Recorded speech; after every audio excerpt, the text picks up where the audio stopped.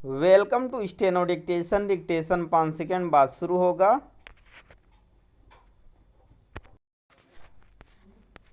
Start. करीब 7 महीने पहले फिर से सत्ता में आई बांग्लादेश की प्रधानमंत्री शेख हसीना को जिस तरह आनन फानन देश छोड़कर भारत आने के लिए विवश होना पड़ा, उससे यही पता चलता है कि हालात किस कदर उनके खिलाफ हो गए थे। इसे इससे भी समझा जा सकता है कि उनका इस्तीफा मांग रहे प्रदर्शनकारियों ने उनके सरकारी आवास में घुसकर तो तोड़फोड़ की ही, उनके पिता एवं बांग्लादेश के राष्ट्रपिता कहे जाने वाले शेख मुजीब की प्रतिमा को क्षतिग्रस्त करने के साथ उनके नाम पर बने एक संग्रहालय को भी जला दिया।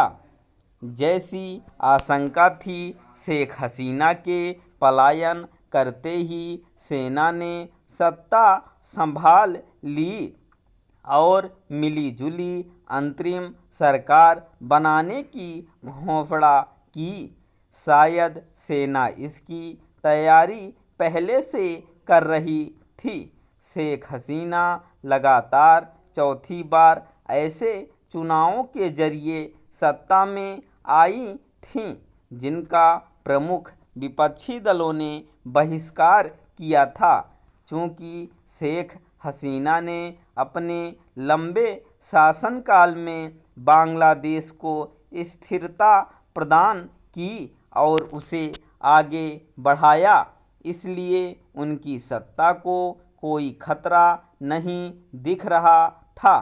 लेकिन कुछ समय पहले आरक्षण के खिलाफ छात्रों की ओर से शुरू हुआ आंदोलन उनके लिए मुसीबत बन गया। इस आंदोलन को शीघ्र ही शेख हसीना के सभी विरोधियों और साथ ही ऐसे कट्टरपंथी संगठनों ने भी समर्थन दे दिया जो पाकिस्तान की कठपुतली माने जाते हैं। इसके चलते आरक्षण विरोधी आंदोलन सत्ता परिवर्तन के हिंसक अभियान में बदल गया। लगता है शेख हसीना विरोधियों की चाल भांप नहीं सकी। हालांकि सुप्रीम कोर्ट ने आरक्षण में भारी कटौती कर दी, लेकिन विरोधी संतुष्ट नहीं हुए। वे शेख हसीना का इस्तीफा मांगने पर अड़ गए। आरक्षण विरोधी आंदोलन के दौरान बड़े पैमाने पर हुई हिंसा और उसमें 300 लोगों के मारे जाने के कारण शेख हसीना की छवि एक अधिनायकवादी शासक की बनी और पश्चिमी देश विशेषकर अमेरिका उनकी निंदा करने में मुखर हो उठा। अमेरिका उनकी नीतियों से पहले से ही खफा था, क्योंकि वह मानवाधिकार और लोकतंत्र पर उसकी नसीहत सुनने को तैयार नहीं थी। बीजिंग और नई दिल्ली के बीच संतुलन साधने की शेख हसीना की नीति से चीन भी उनसे रुष्ट था और इसी कारण उन्हें हाल की अपनी चीन यात्रा बीच में छोड़कर लौटना पड़ा था। इसकी भरी पूरी आशंका है कि चीन ने पाकिस्तान तत्वों के जरिए शेख हसीना विरोधी आंदोलन को हवा दी।